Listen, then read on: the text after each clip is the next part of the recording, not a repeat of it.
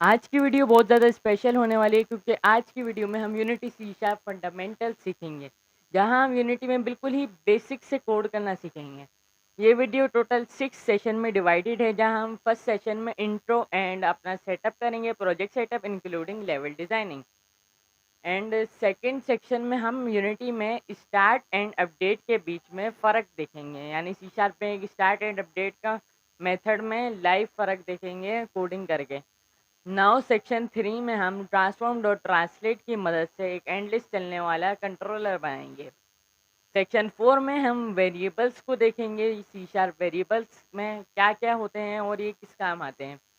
And section 5 में हम serialised field को देखेंगे, जिससे आप अपनी वेरिएबल एंड प्लेयर की मूवमेंट वगैरह या कोई भी वेरिएबल की आप वैल्यू आप यूनिटी के अंदर से इस्तेमाल कर सकते हैं, यानी यूनिटी में से आप एडिट कर सकेंगे। एंड द फाइनल सेक्शन हम लोग WASD मूवमेंट बनाएंगे अपने प्लेयर कंट्रोलर की। So let's get started. इस वीडियो में हम यूनिटी सी शार्प फंडामेंटल सीखेंगे, यानी हम यूनिटी में बिल्कुल बेसिक से कोड करना सीखेंगे। तो हमें सबसे पहले अपने VS कोड को सेटअप करने के लिए ये 4 एक्सटेंशन इंस्टॉल करेंगे, जिससे हमें कोडिंग करने में मदद मिलेगी, सजेशंस मिलेंगी, बिल्कुल विजुअल स्टूडियो की तरह। तो हमने VS कोड को सेटअप करना है, ना कि विजुअल स्टूडियो। तो हम जाएंगे अपने VS कोड पर एंड एक्सटेंशंस मेरे ऑलरेडी इंस्टॉल्ड हैं, लेकिन आप इंस्टॉल करने के लिए एक्सटेंशंस के टैब पर आप यहाँ पर सर्च करेंगे।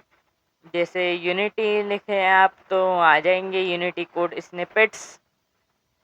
तो हम यहाँ पर हमने सर्च किया तो हमारे पास सामने ही आ रहा है टॉप पर। तो यहाँ पर आपका इंस्टॉल का बटन दिखेगा, जिससे आप इसको इंस्टॉल कर सकते हैं इजीली। और नीचे इसकी डेमो वीडियो में आप देख सकते हैं कि ये हमारी मदद करेगा, सजेशंस देगा। नाउ आप और कोई एक्सटेंशन को भी यहाँ से सर्च कर सकते हैं। जैसे अभी हम सी शार्प यहाँ पर लिखेंगे और हमने सी शार्प डेव किट और सी शार्प को भी इंस्टॉल कर लेना है, क्योंकि हम इसी में ही कोड करेंगे, इस लैंग्वेज में ही कोड करेंगे। सारे एक्सटेंशंस के टेक्स्ट के आपको डिस्क्रिप्शन में मिल जाएंगे, आप डायरेक्ट सर्च कर सकते हैं। तो नाउ अभी हमने अपने यूनिटी में यूनिटी हब पे न्यू प्रोजेक्ट क्रिएट करना है। तो प्रोजेक्ट हमारा अभी यूनिटी 2022 का LTS वर्जन डाउनलोड है। अगर आपका यूनिटी का 6 वर्जन डाउनलोड हो तब भी इसी तरीके से ही होगा। तो यहाँ पर हमने न्यू प्रोजेक्ट में जाएंगे and 3D built in pipeline में हम क्रिएट कर रहे हैं अपना प्रोजेक्ट। तो यहाँ पर अपने प्रोजेक्ट का नेम लिखना है। मिसाल के तौर पर अभी मैं लिखता हूँ ट्यूटोरियल, एंड यहाँ पर आपने सिंपली क्रिएट प्रोजेक्ट कर लेना है। नाउ अभी हमारा प्रोजेक्ट क्रिएट होने लग जाएगा। तो वीडियो को मैं फास्ट फॉरवर्ड करता हूँ।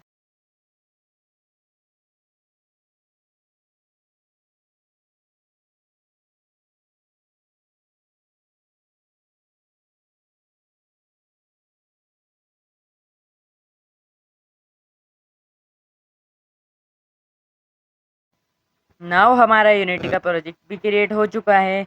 तो अभी हम थोड़ी सी लेवल डिज़ाइनिंग करते हैं। तो राइट क्लिक करके हम यहाँ पर 3D ऑब्जेक्ट में क्यूब को यहाँ पर बना लेते हैं। एंड यहाँ पर क्यूब को हमने थोड़ा सा साइज़ इसका बड़ा करना है, तो यहाँ पर हम साइज़ वाले टूल को सेलेक्ट करेंगे एंड यहाँ से हम इसका साइज़ को यहाँ से खींचेंगे एंड यहाँ से हम इसको एक एंडलेस मतलब रनर का जैसे प्लेटफॉर्म होता है, जहाँ पर सीधा सीधा ही हमारा रन कर रहा होता है, वैसा एक प्लेटफॉर्म क्रिएट कर लेंगे। एंड अभी हम यहाँ पर राइट क्लिक करके एक मटेरियल को क्रिएट करते हैं एंड इस मटेरियल का कलर हम रेड करके इसको अपने ऑब्जेक्ट यानी प्लेटफॉर्म पर ड्रॉप करते हैं। नाउ अभी हमारा प्लेटफॉर्म तो रेडी है। तो यहाँ पर अभी हम एक क्यूब बना लेंगे, जिसको हम अपने प्लेयर को की तरह यूज़ करेंगे। यहाँ पर मैंने एक क्यूब बना लिया है एंड इसको अपने प्लेटफॉर्म पर ले आते हैं और इसको यहाँ से साइड से ऊपर कर लेंगे। यहाँ पर इसको प्लेटफॉर्म पर सही तरीके से लाकर यहाँ पर हमारा क्यूब भी ऐड हो चुका है, तो इसको थोड़ा एडजस्ट कर लें प्लेटफॉर्म के हिसाब से। और अभी हमने जो मेन कैमरा है, ये हमारा, इसको अभी हमने क्यूब के लिए कैमरा बनाना है, तो मैंने मेन कैमरा को भी डिलीट कर देता हूँ।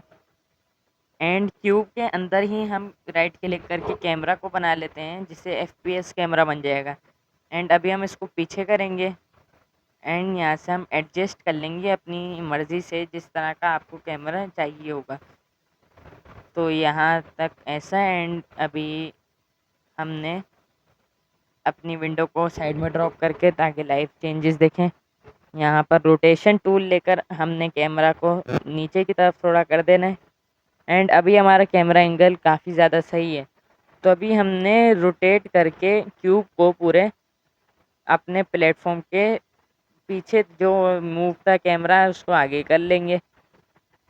हमने अभी कैमरा को क्यूब के अंदर रखा है, ताकि क्यूब पर अगर हम मूवमेंट डालें तो वो ऑटोमेटिकली कैमरा की मूवमेंट भी बने हमारे साथ।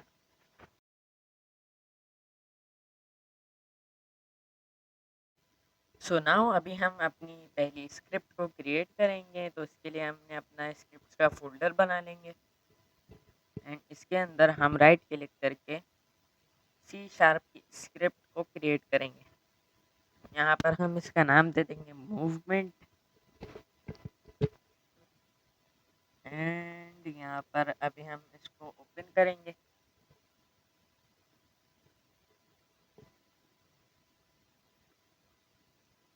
तो अभी हमारी स्क्रिप्ट VS कोड में ओपन हो चुकी है, और ये हमारा जो बेसिक स्ट्रक्चर है वो है यहाँ पर मोनो स्क्रिप्ट का, तो ये ऊपर वाली चीज़ें फालतू हैं, तो इसे हम हटा देते हैं। एंड अभी हमें यहाँ पर एक दिख रहा होगा start, wide start and wide update का फंक्शन। अब ये जो स्टार्ट का फंक्शन है, ऊपर कमेंट लगा हुआ है इसके, क्या ये स्टार्ट का फंक्शन सिर्फ एक बार ही लोड होता है जब हम प्ले बटन दबाएं, और अपडेट का जो है बार बार लोड होगा। तो इसको हम अपनी स्लाइड शीट से समझते हैं। तो स्टार्ट का जो फंक्शन है हमारा, वो सिर्फ जब हम प्ले बटन दबाएं तो वो एक ही बार चलेगा, और इसका काम होता है कि स्कोर वैल्यू को सेट करना, या और कोई मैसेज वगैरह दिखाना, गेम स्टार्टेड, इन चीज़ों में इसका यूज़ होता है।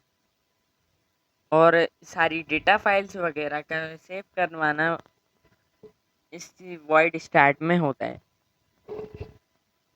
नाउ अगर हम बात करें अपडेट की, तो अपडेट हमारी वैल्यू को बार बार अपडेट करता है, और ये प्लेयर मूवमेंट्स में इस्तेमाल होता है, एआई एंड एनिमी में यूज़ होता है, बिहेवियर में, और भी ये काफ़ी ज़्यादा यूज़फुल है अपडेट का। ये दोनों ही काफ़ी ज़्यादा यूज़फुल हैं। तो अभी हम लाइव देखते हैं कोड कर कर, और इसको समझते हैं। तो हम अपने वापस से VS कोड में चले जाएंगे। एंड यहाँ पर अभी हमने वॉइड स्टार्ट में एक लाइन लिखते हैं, debug.log। अगर किसी ने भी प्रोग्रामिंग लैंग्वेज कोई पढ़ी है, तो उसमें जैसे जावा स्क्रिप्ट किसी ने पढ़ी है, तो उसमें console.log से कंसोल पर दिखाते हैं। एंड C# में यूनिटी के कंसोल में दिखाने के लिए हम debug.log लिखते हैं, एंड पैरेंथेसिस लगा के उसके अंदर हमने कॉमा, मतलब के अंदर, उसके अंदर वैल्यू लिखनी है स्ट्रिंग के अंदर। तो अभी इसको ट्राई करते हैं। आपने Ctrl+S दबा देना है। मेरा ऑटो सेव का ऑन हुआ हुआ है, इसलिए मेरा ऑटोमेटिकली सेव हो जाता है। तो अभी हम अपनी स्क्रिप्ट को क्यूब पर ड्रॉप करते हैं। एंड अभी हम यहाँ से आप इसको भी ऐड कर सकते हैं, कंपोनेंट से भी स्क्रिप्ट को ऐड कर सकते हैं। तो अभी हम इसको प्ले करके देख करते हैं। एंड आप देख सकते हैं कि कंसोल में हमारा हेलो वर्ल्ड जो है वो शो हो चुका है।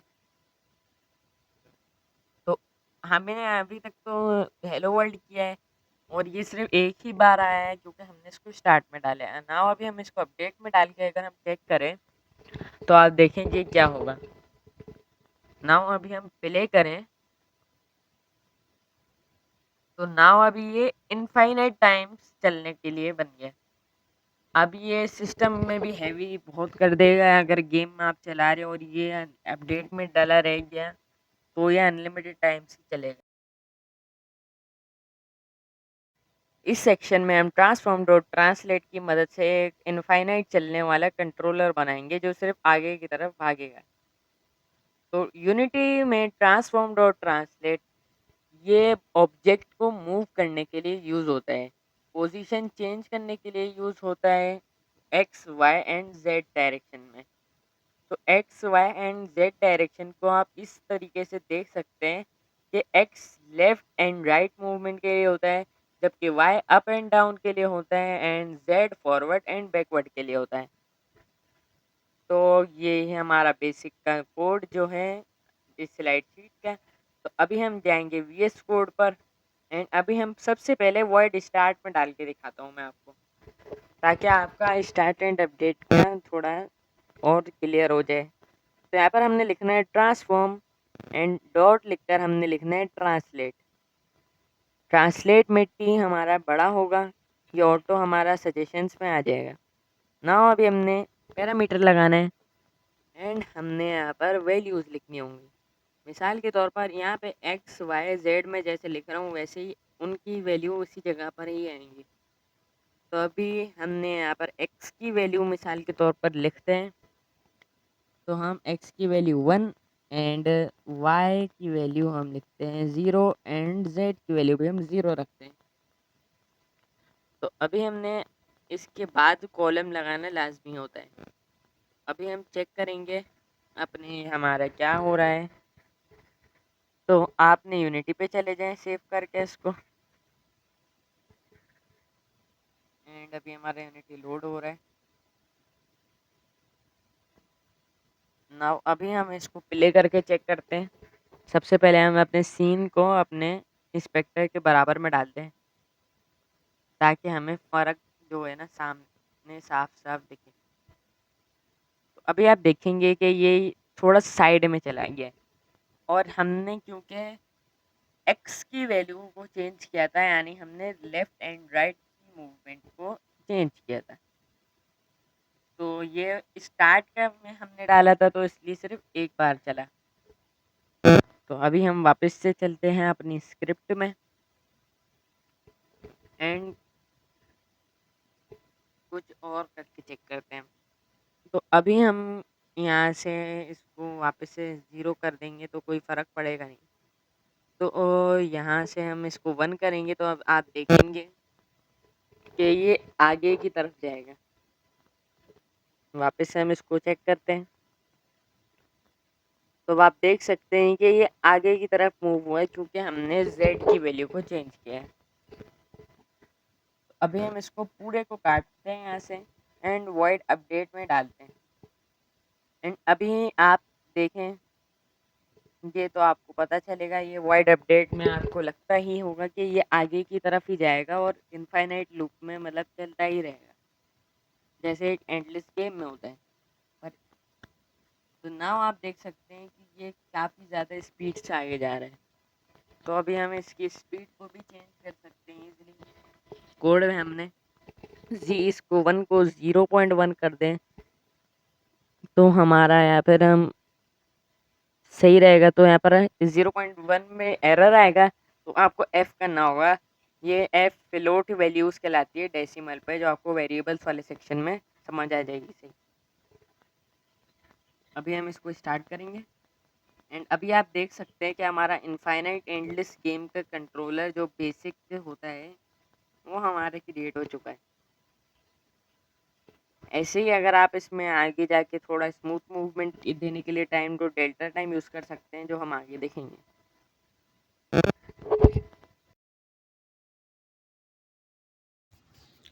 वेरिएबल्स इन सी शार्प में यूनिटी सी शार्प में वेरिएबल्स 4 किस्म के होते हैं: INT, float, bool and string.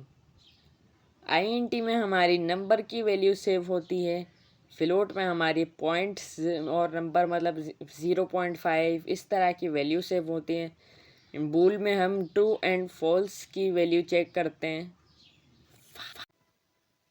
तो फ्लोट में मैंने जैसे पहले लिखा था पॉइंट के आगे हमने अपनी वैल्यू के आगे एफ लगाना होता है, एफ से मीन फ्लोट, और ये इसी तरीके से यूज़ होता है। जबकि इंटीजर वैल्यू में हम हेल्थ जैसी वैल्यूज़ जो कि बहुत ज़्यादा ही होती हैं तो उनको सेव कराते हैं।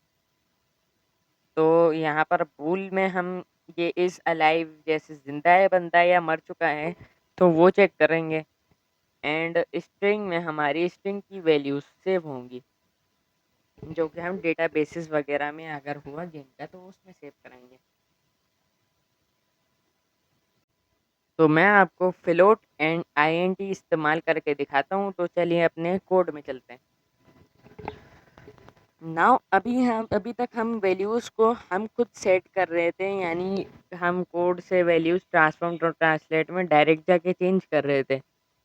मिसाल के तौर पर अगर आपका कोड बेस बहुत बड़ा है तो तब आप इतना ढूंढ के उसको नहीं करेंगे, तो आप टॉप पे ही वेरिएबल बना लें। जैसे यहाँ पर फ्लोट मैंने लिखा एंड यहाँ पर मैं इसको z लिख देता हूँ, एंड इक्वल्स टू लगाकर आपने अपनी वैल्यू लिखनी है। 0.1 मेरी वैल्यू थी एंड यहाँ पर f लिखकर हमने इसको बंद कर देना है।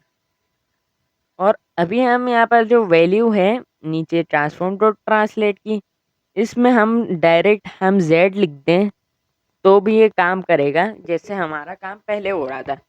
मगर अगर आपका कोड बेस बड़ा है तो आप वेरिएबल्स ही इसको यूज़ करेंगे हर जगह पर, क्यों, ताकि आप वैल्यूज़ को चेंज कर सकें। तो अभी हम चेक करते हैं इसको डायरेक्ट, एंड अभी आप डिफरेंस आपको कोई नहीं दिखेगा क्योंकि ये सेम ही वर्क करेगा।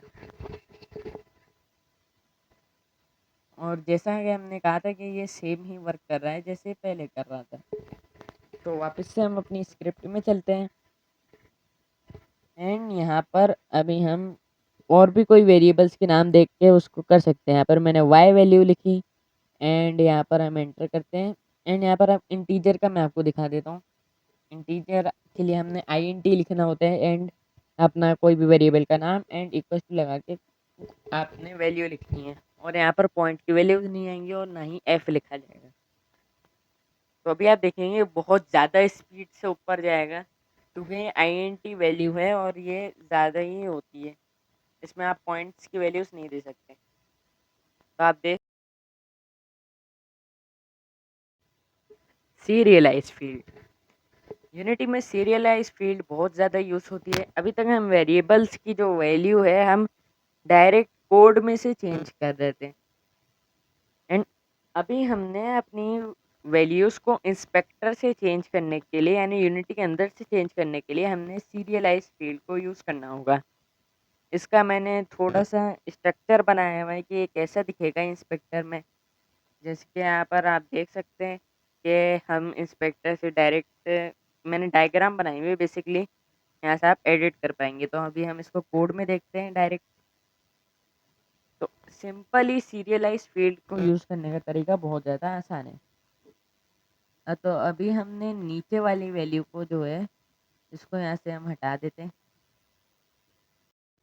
और यहाँ पर हम अपने नीचे जो ट्रांसफॉर्म डॉट ट्रांसलेट में y है उसको भी यहाँ से हटा देते हैं और इसको 0 कर देते हैं जैसे पहले था।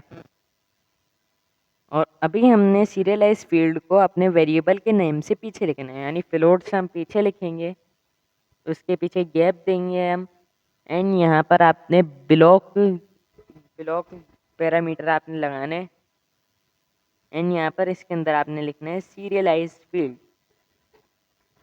और बस हमारा इतना सही काम था जो हम अपने वैल्यू को इंस्पेक्टर से चेंज करेंगे। और यहाँ पर वैल्यू लगाने की आपको वैसे भी ज़रूरत नहीं है, अगर आप लगा दें तब भी कोई मसला नहीं है, वो डिफ़ॉल्ट वैल्यू में सेव हो जाएगी। तो अभी हम चेक करेंगे अपने यूनिटी पे।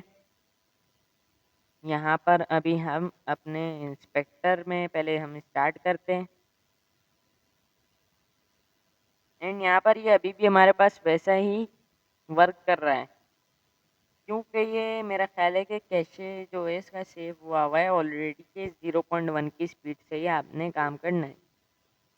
तो वापस हम चलते हैं अपने कोड बेस पे, एंड यहाँ पर इंस्पेक्टर पे हम अपनी वैल्यू डाल के चेक करते हैं, एंड यहाँ पर 0.1 आप देख सकते हैं कि ऑलरेडी डला हुआ है। तो अभी मिसाल के तौर पर मैं इसको माइनस में अगर वैल्यू को ले जाऊँ तो ये पीछे की तरफ जाएगा। चेक करते हैं इसको। तो मैंने -0.34 किया है, तो अब ये स्पीड से पीछे जाएगा। तो आप देख सकते हैं कि अब हम सीरियलाइज स्पीड से अपनी वेरिएबल की वैल्यू को एडजस्ट कर सकते हैं। ना अभी ये आगे की तरफ भागेगा।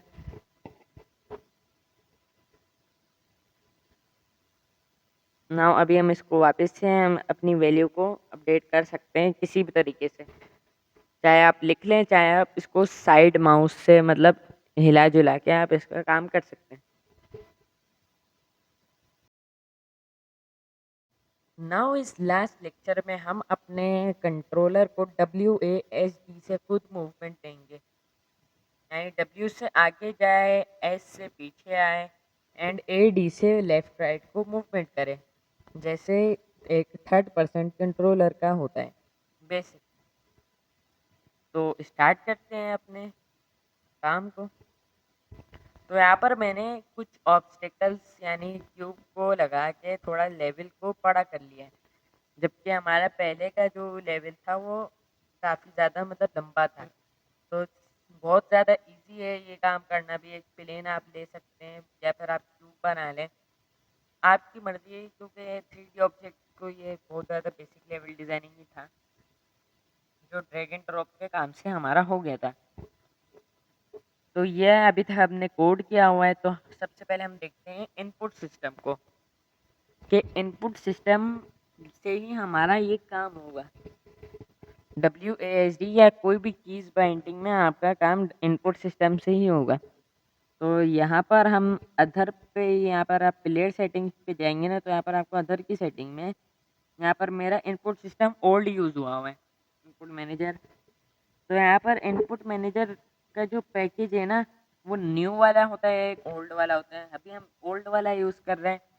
न्यू वाले के लिए आप अगर कमेंट करें तो मैं उस पर भी वीडियो बना दूंगा कि न्यू वाले पर हम कंट्रोलर कैसे बनाएंगे। तो अभी हम अपने इनपुट सिस्टम को ज़रा देखें। तो यहाँ पर हमारी हॉरिजॉन्टल जो वैल्यू कहलाती है, एक्सिस यहाँ पर है, इनपुट एक्सिस हम यूज़ करेंगे।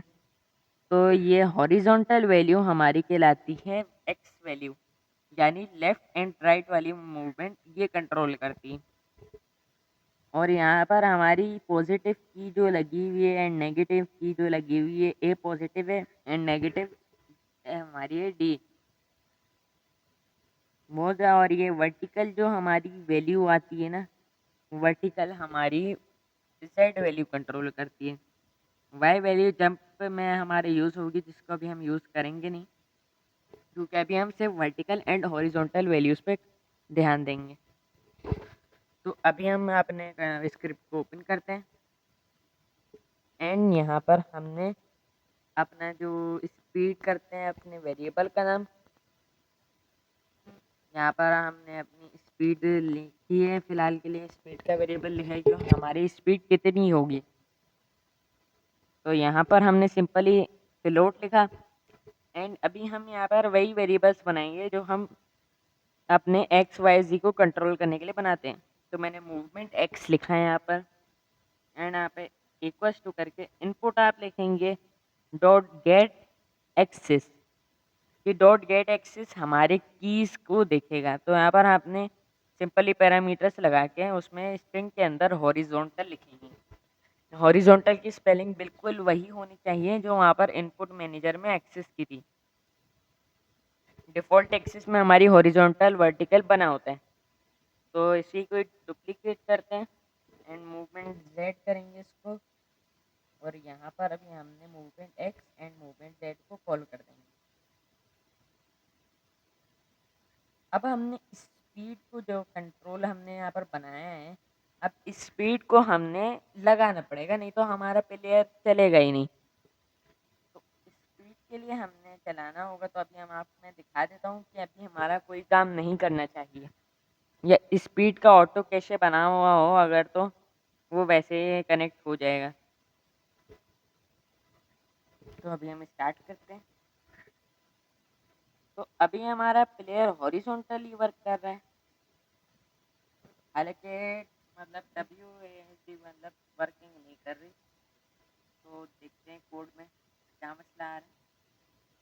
सारी स्क्रिप्ट में यहाँ पर हमारी वैल्यू 0 है, लेकिन फिर भी वो कैसे सेव हुआ हुआ है, तो चेक करते हैं। वो तो हमने हॉरिजॉन्टल को 2 बार लिख दिया है, ना कि हमने वर्टिकल नहीं लिखा मूवमेंट सेट में।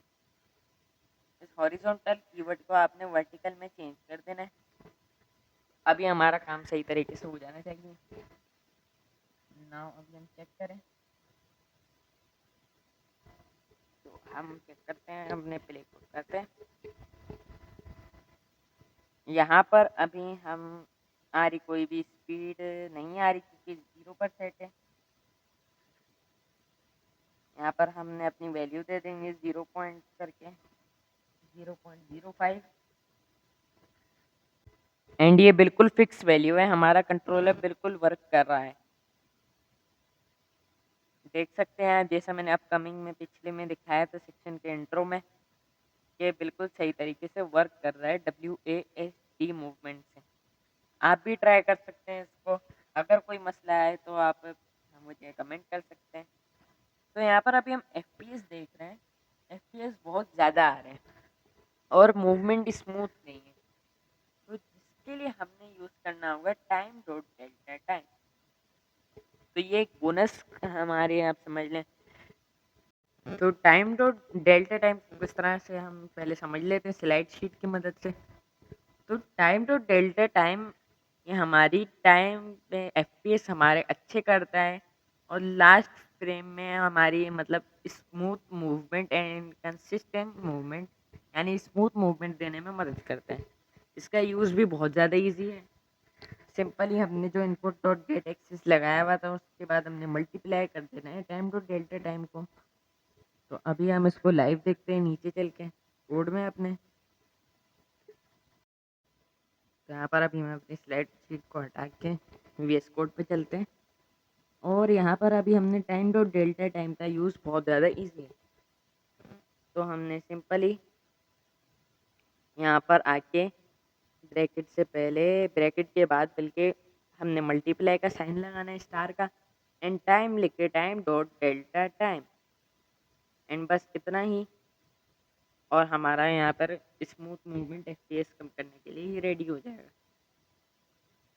सेम एज टू वर्टिकल, यहाँ पर भी हमने सिंपली वही लिखना है जो हमने ऊपर लिखा था। यहाँ पर अभी हमारा जो काम है वो डन हो चुका है। नीचे चलते हैं हम अपनी यूनिटी पे,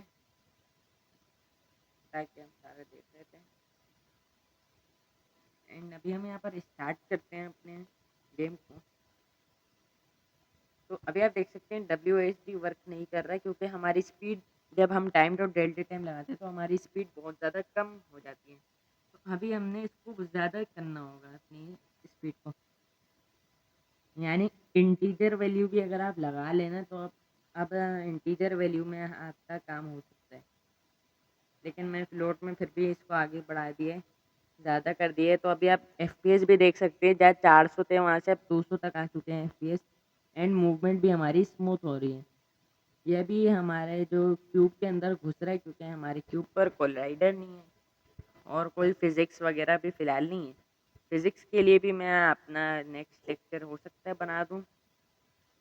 आप कमेंट करें, तो मैं इंशाल्लाह मैं पूरी कोशिश करूँगा कि मैं सारे लेक्चर्स को बनाऊँ।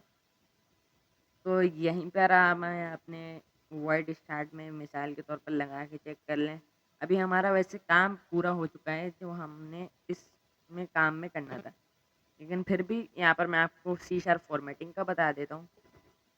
तो इसमें आप अगर कोई भी कहीं भी स्पेस वगैरह दिख लें, आपका कोड बेस बहुत ज़्यादा बिगड़ा हो, गंदा हुआ हो, प्रोफेशनल ना लग रहा हो, लेकिन आपका कोड लिखा हुआ हो, तो आपने सिंपली कंट्रोल शिफ्ट एफ नहीं, आल्ट शिफ्ट एफ आपने दबाना है, जिससे आपका सारा कोड वैसा ही हो जाएगा, मतलब स्ट्रेच हो जाएगा, और बाकी जो स्पेसेस होंगे एक्स्ट्रा स्पेसेस वो ख़त्म हो जाएंगे।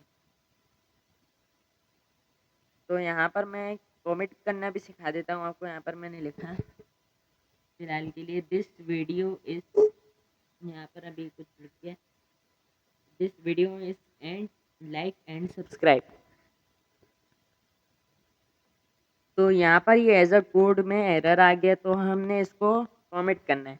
तो यहाँ पर आपने सिंपली कंट्रोल+/ दबाना है, या फिर आप 2 स्लैश फर्स्ट पहले भी लगा सकते हैं।